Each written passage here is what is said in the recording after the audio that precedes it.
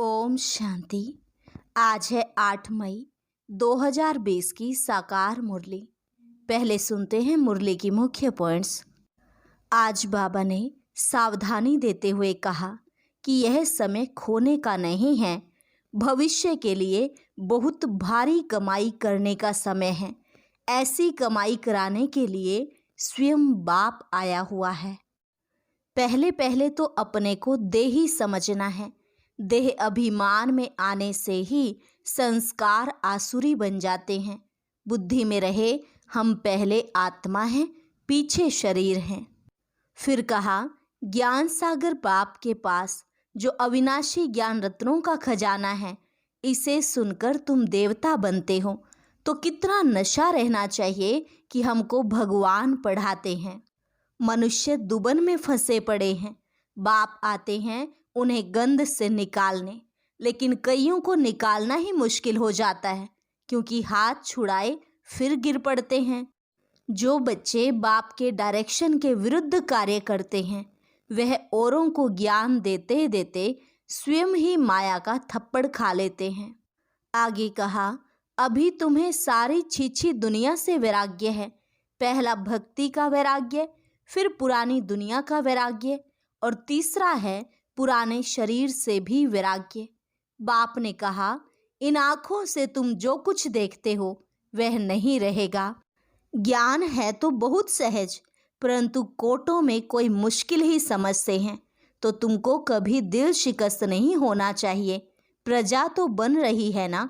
बाबा बहुत सहज करके बतलाते हैं, उठते बैठते चलते फिरते मुझे याद करो। तुम याद अक्षर पक्का कर लो, इसको योग नहीं कहेंगे। जिसकी याद अच्छी है तो प्रीत बुद्धि कहा जाता है। बाबा से प्रीत रखते रखते जब कर्मातीत अवस्था होगी, तब यह शरीर छूटेगा और लड़ाई लगेगी। और लास्ट में बाबा ने कहा बहुत बड़ी मंजिल है, याद में ही बहुत फेल होते हैं। याद अव्यभिचारी होनी चाहिए। मेहनत बिगर थोड़े ही कोई विश्व के मालिक बन सकते हैं। पूरा पुरुषार्थ करना है। अब सुनते हैं महावाक्यों को विस्तार से। मुरली का सार। मीठे बच्चे, बाबा आया है तुम बच्चों को अविनाशी कमाई कराने। अभी तुम ज्ञान रत्नों की जितनी कमाई करना चाहो कर सकते हो। बाबा आया है तुम बच्चों को अविनाशी कमाई कराने। अभी तुम ज्ञान रत्नों की जितनी कमाई करना चाहो कर सकते हो। प्रश्न, आसुरी संस्कारों को बदलकर दैवी संस्कार बनाने के लिए कौन सा विशेष पुरुषार्थ चाहिए? उत्तर, संस्कारों को बदलने के लिए जितना हो सके देही अभिमानी रहने का अभ्यास करो। देह अभिमान में आने से ही आसुरी संस्कार बनते हैं। बाप आसुरी संस्कारों को दैवी संस्कार बनाने के लिए आए हैं। पुरुषार्थ करो, पहले मैं देही आत्मा हूँ, पीछे यह शरीर है। गीत, तूने रात गवाई सो के, दिन गवाया खाए, हीरा जन्म अनमोल रे मानव, कौड़ी बदले जाए।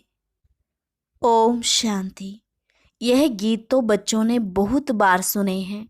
रूहानी बच्चों प्रति रूहानी बाप सावधानी देते रहते हैं कि यह समय खोने का नहीं है। यह समय बहुत भारी कमाई करने का है। कमाई कराने के लिए ही बाप आया हुआ है। कमाई भी अथाह है। जिसको जितनी कमाई करनी हो उतनी कर सकते हैं। यह है अविनाशी ज्ञान रत्नों से झोली भरने की कमाई। यह है भविष्य के लिए। वह है भक्ति, यह है ज्ञान। मनुष्य यह नहीं जानते कि भक्ति तब शुरू होती है जब रावण राज्य शुरू होता है। फिर ज्ञान तब शुरू होता है जब बाप आकर राम राज्य स्थापन करते हैं। ज्ञान है ही नई दुनिया के लिए, भक्ति है पुरानी दुनिया के लिए। अब बाप कहते हैं पहले तो अपने को देही आत्मा समझना है। तुम बच्चों की बुद्धि में है हम पहले आत्मा हैं, पीछे शरीर हैं, परंतु ड्रामा प्लान अनुसार मनुष्य सब रोंग हो गए हैं। इसलिए उल्टा समझ लिया है कि पहले हम देह हैं, फिर देही हैं। बाप कहते हैं यह तो विनाशी है, इसको तुम लेते और छोड़ते हो। संस्कार आत्मा में रहते हैं। देह अभिमान में आने से संस्कार आसुरी बन जाते हैं। फिर आसुरी संस्कारों को दैवी बनाने के लिए बाप को आना पड़ता है। यह सारी रचना उस एक रचता बाप की ही है। उनको सब फादर कहते हैं, जैसे लौकिक बाप को भी फादर ही कहा जाता है। बाबा और मम्मा यह दोनों अक्षर बहुत मीठे हैं। रचता तो बाप को ही कहेंगे। वह पहले माँ को एडॉप्ट करते हैं, फिर रचना रचते हैं। बेहद का बाप भी कहते हैं कि मैं आकर इनमें प्रवेश करता हूँ। इनका नाम बाला है। कहते भी हैं भागीरथ। मनुष्य का ही चित्र दिखाते हैं, कोई बैल आदि नहीं है। भागीरथ मनुष्य का तन है। बाप ही आकर बच्चों को अपना परिचय देते हैं। तुम हमेशा कहो हम बाप दादा के पास जाते हैं। सिर्फ बाप कहेंगे तो वह निराकार हो जाता। निराकार बाप के पास तो तब जा सकते जब शरीर छोड़े। ऐसे तो कोई भी जा नहीं सकते। यह नॉलेज बाप ही देते हैं। यह नॉलेज है ही बाप के पास। अविनाशी ज्ञान रत्नों का खजाना है। बाप है ज्ञान रत्नों का सागर। पानी की बात नहीं, ज्ञान रत्नों का भंडारा है। उनमें नॉलेज है। नॉलेज पानी को नहीं कहा जाता। जैसे मनुष्य को बैरिस्ट्री, डॉक्टरी आदि की नॉलेज होती है, यह भी नॉलेज है। इस नॉलेज के लिए ही ऋषि मुनि आदि सब कहते थे कि रचता और रचना के आदि मध्यंत की नॉलेज हम नहीं जानते। वह तो एक रचता ही जाने। झाड़ का बीज रूप भी वही है। सृष्टि के आदि मध्यंत का नॉलेज उसमें है। वह जब आए तब सुनाए। अभी तुमको नॉलेज मिली है तो तुम इस नॉलेज से देवता बनते हो। नॉलेज पाकर फिर प्रारब्ध पाते हो। वहां फिर इस नॉलेज की दरकार नहीं रहेगी। ऐसे नहीं कि देवताओं में यह ज्ञान नहीं है तो अज्ञानी है। नहीं, वह तो इस नॉलेज से पद प्राप्त कर लेते हैं। बाप को पुकारते ही हैं कि बाबा आओ, हम पतित से पावन कैसे बने, उसके लिए रास्ता अथवा नॉलेज बताओ, क्योंकि जानते नहीं। अभी तुम जानते हो हम आत्माएं शांति धाम से आई हैं। वहां आत्माएं शांत में रहती हैं। यहाँ आए हैं पार्ट बजाने। यह पुरानी दुनिया है तो जरूर नई दुनिया थी। वह कब थी, कौन राज्य करते थे, यह कोई नहीं जानते। तुमने अभी बाप द्वारा जाना है। बाप है ही ज्ञान का सागर, सदगति दाता। उनको ही पुकारते हैं कि बाबा आकर हमारे दुख हरो, सुख शांति दो। आत्मा जानती है परंतु तमो प्रधान हो गई है। इसलिए फिर से बाप आकर परिचय दे रहे हैं। मनुष्य न आत्मा को न परमात्मा को जानते हैं। आत्मा को ज्ञान ही नहीं जो परमात्म अभिमानी बने। आगे तुम भी नहीं जानते थे। अभी ज्ञान मिला है तो समझते हैं बरोबर सूरत मनुष्य की थी और सीरत बंदर की थी। अभी बाप ने नॉलेज दी है तो हम भी नॉलेजफुल बन गए हैं। रचता और रचना का ज्ञान मिला है। तुम जानते हो हमको भगवान पढ़ाते हैं तो कितना नशा रहना चाहिए। बाबा है ज्ञान का सागर। उनमें बेहद का ज्ञान है। तुम किसके पास भी जाओ, सृष्टि के आदि मध्यंत का ज्ञान तो क्या, परंतु हम आत्मा क्या चीज हैं वह भी नहीं जानते। बाप को याद भी करते हैं, दुख हरता सुख करता, फिर भी ईश्वर सर्वव्यापी कह देते। बाप कहते हैं ड्रामानुसार उन्हों का भी कोई दोष नहीं।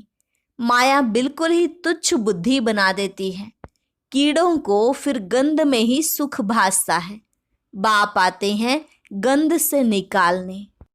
मनुष्य दलदल में फंसे हुए हैं, ज्ञान का पता ही नहीं है तो क्या करें। दुबन में फंसे पड़े हैं, फिर उनको निकालना ही मुश्किल हो जाता है। निकाल कर आधा पौना तक ले जाओ, फिर भी हाथ छुड़ाए गिर पड़ते हैं। कई बच्चे औरों को ज्ञान देते देते स्वयं ही माया का थप्पड़ खा लेते हैं, क्योंकि बाप के डायरेक्शन के विरुद्ध कार्य कर लेते हैं। दूसरों को निकालने की कोशिश करते और खुद गिर पड़ते हैं। फिर उनको निकालने में कितनी मेहनत हो जाती है, क्योंकि माया से हार जाते हैं। उनको अपना पाप ही अंदर खाता है। माया की लड़ाई है ना। अभी तुम युद्ध के मैदान पर हो। वह है बाहुबल से लड़ने वाली हिंसक सेनाएं। तुम हो अहिंसक। तुम राज्य लेते हो अहिंसा से। हिंसा दो प्रकार की होती है ना। एक है काम कटारी चलाना और दूसरी हिंसा है किसको मारना पीटना। तुम अभी डबल अहिंसक बनते हो। यह ज्ञान बल की लड़ाई कोई नहीं जानते। अहिंसा किसको कहा जाता यह कोई नहीं जानते। भक्ति मार्ग की सामग्री कितनी भारी है। गाते भी हैं पतित पावन आओ, परंतु मैं कैसे आकर पावन बनाता हूँ यह कोई नहीं जानते। गीता में ही भूल कर दी है जो मनुष्य को भगवान कह दिया है। शास्त्र मनुष्यों ने ही बनाए हैं, मनुष्य ही पढ़ते हैं।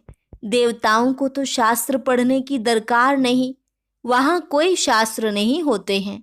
ज्ञान भक्ति पीछे है वैराग्य। किसका वैराग्य? भक्ति का। पुरानी दुनिया का वैराग्य है, पुराने शरीर का वैराग्य है। बाप कहते हैं इन आँखों से जो कुछ देखते हो वह नहीं रहेगा। इस सारी छीछी दुनिया से वैराग्य है। बाकी नई दुनिया का तुम दिव्य दृष्टि से साक्षात्कार करते हो। तुम पढ़ते ही हो नई दुनिया के लिए। यह पढ़ाई कोई इस जन्म के लिए नहीं है, और जो भी पढ़ाई होती है वह होती है उसी समय उसी जन्म के लिए। अब तो है संगम, इसलिए तुम जो पढ़ते हो उसकी प्रारब्ध तुमको नई दुनिया में मिलती है। बेहद के बाप से कितनी बड़ी प्रारब्ध तुमको मिलती है। बेहद के बाप से बेहद सुख की प्राप्ति होती है। तो बच्चों को पूरा पुरुषार्थ कर श्रीमत पर चलना चाहिए। बाप है श्रेष्ठ ते श्रेष्ठ, उनसे तुम श्रेष्ठ बनते हो। वह तो सदैव है ही श्रेष्ठ, तुमको श्रेष्ठ बनाते हैं। 84 जन्म लेते लेते फिर तुम भ्रष्ट बन जाते हो। बाप कहते मैं तो जन्म मरण में नहीं आता हूँ, मैं अभी भाग्यशाली रथ में ही प्रवेश करता हूँ, जिसको तुम बच्चों ने पहचाना है। तुम्हारा अभी छोटा झाड़ है। झाड़ को तूफान भी लगते हैं ना, पत्ते झड़ते रहते हैं, ढेर फूल निकलते हैं, फिर तूफान लगने से गिर पड़ते हैं। कोई कोई अच्छी रीति फल लग जाते हैं, फिर भी माया के तूफान लगने से गिर पड़ते हैं। माया का तूफान बहुत तेज है। उस तरफ है बाहुबल, इस तरफ है योग बल अथवा याद का बल। तुम याद अक्षर पक्का कर लो। वो लोग योग योग अक्षर कहते रहते हैं। तुम्हारी है याद, चलते फिरते बाप को याद करते हो। इसको योग नहीं कहेंगे। योग अक्षर सन्यासियों का नामी ग्रामी है। अनेक प्रकार के योग सिखाते हैं। बाप कितना सहज बतलाते हैं। उठते बैठते चलते फिरते बाप को याद करो। तुम आधा कल्प के आशिक हो, मुझे याद करते आए हो। अब मैं आया हूँ। आत्मा को कोई भी नहीं जानते, इसलिए बाप आकर रियलाइज कराते हैं। यह भी बड़ी समझने की महीन बातें हैं। आत्मा अति सूक्ष्म और अविनाशी है। न आत्मा विनाश होने वाली है, न उनका पार्ट विनाश हो सकता है। यह बातें मोटी बुद्धि वाले मुश्किल समझ सकते हैं। शास्त्रों में भी यह बातें नहीं हैं। तुम बच्चों को बाप को याद करने की बहुत मेहनत करनी पड़ती है। ज्ञान तो बहुत सहज है। बाकी विनाश काले प्रीत बुद्धि और विपरीत बुद्धि यह याद के लिए कहा जाता है। याद अच्छी है तो प्रीत बुद्धि कहा जाता है। प्रीत भी अव्यभिचारी चाहिए। अपने से पूछना है, हम बाबा को कितना याद करते हैं। ये भी समझते हैं बाबा से प्रीत रखते रखते जब कर्मातीत अवस्था होगी तब ये शरीर छूटेगा और लड़ाई लगेगी। जितना बाप से प्रीत होगी तो तमो प्रधान से सतो प्रधान बन जाएंगे। इम्तिहान तो एक ही समय होगा ना। जब पूरा समय आता है, सबकी प्रीत बुद्धि हो जाती है, उस समय फिर विनाश हो जाता है। तब तक झगड़े आदि लगते रहते हैं। विलायत वाले भी समझते हैं अभी मौत सामने है, कोई प्रेरक है जो हमसे बॉम्ब्स बनवाते हैं, परंतु क्या कर सकते हैं, ड्रामा की नूंद है ना। अपने ही साइंस बल से अपने कुल का मौत लाते हैं।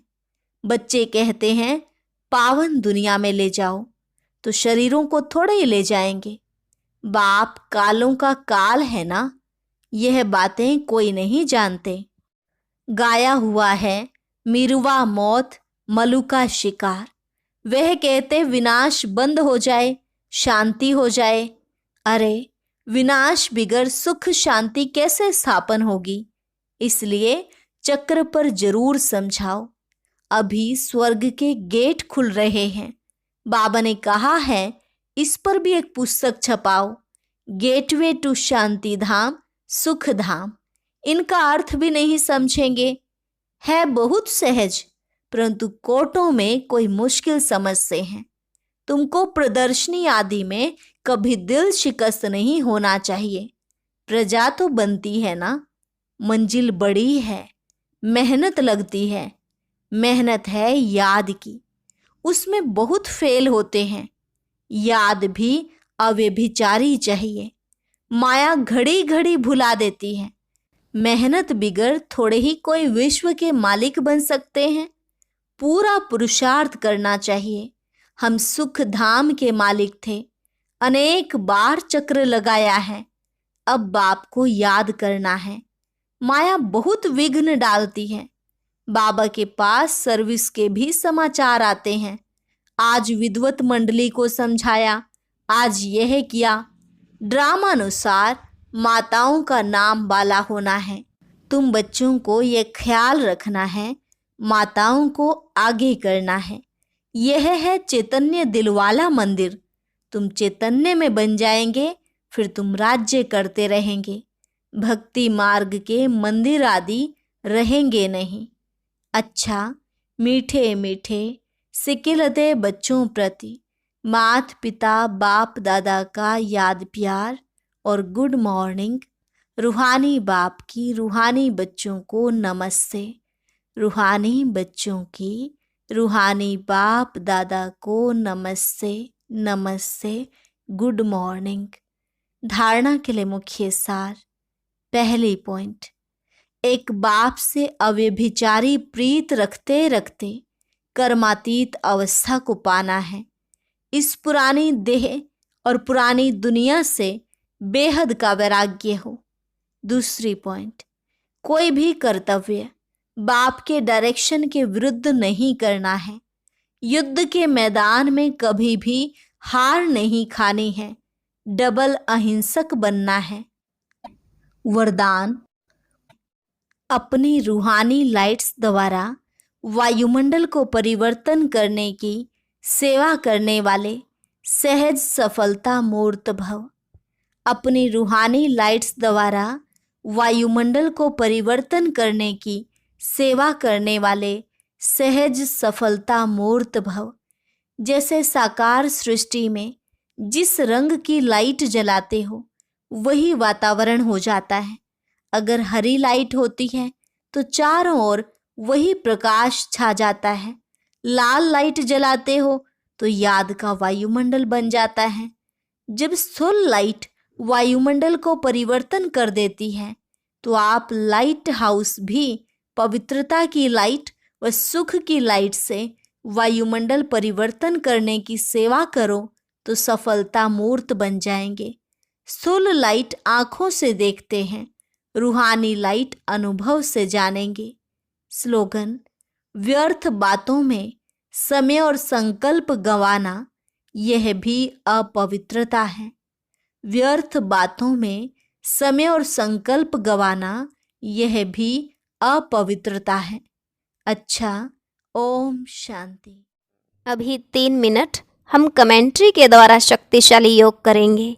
उसके लिए आप स्क्रीन पर ये जो बॉक्स देख रहे हैं, इस पर क्लिक करें और आज की मुरली से जुड़ी ये कमेंट्री सुनें।